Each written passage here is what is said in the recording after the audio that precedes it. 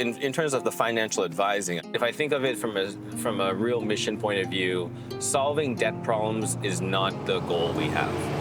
Okay. We that's one of the byproducts. Right. It is an avenue to get people to understand that they can be free from the chains of debt, but also free from the chains of sin.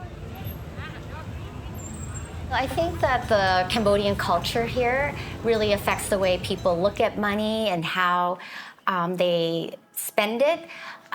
In a collective society, there's a lot of social pressures to help your neighbor or help family members.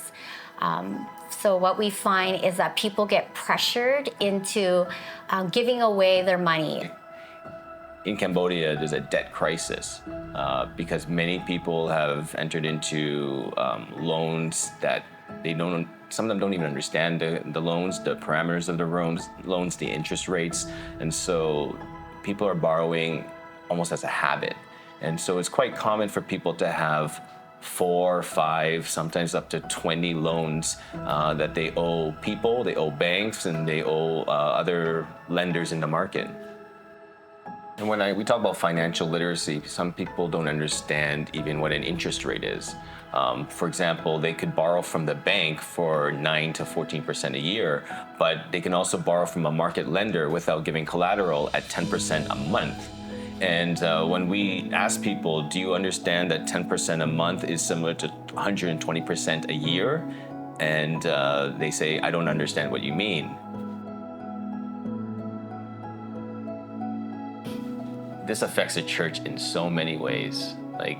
We learned that in some church communities, 100% of the church community was over indebted. And so when we heard this, immediately our minds started thinking about, so how does the church support the leadership? Is there enough? Do people give offerings regularly?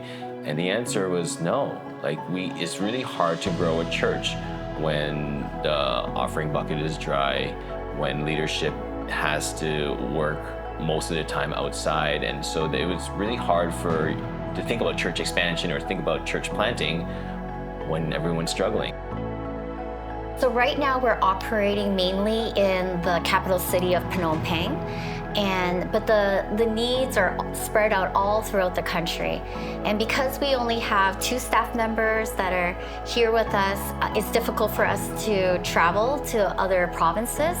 So our hope is that we can train more advisors, perhaps volunteers from other Christian organizations or church leaders, so that they can continue to equip their people in farther provinces and cities. And our hope is that one day we could take a picture of all the people that have been able to pay off all their debt and just fill up a whole wall of people holding up signs that say that I am free from debt. I pray that we can look back and see that there's been some really good spiritual conversations that led to church growth. I pray that we can look back and see that a lot of people have been not only free from debt, that people have come to know who Christ is.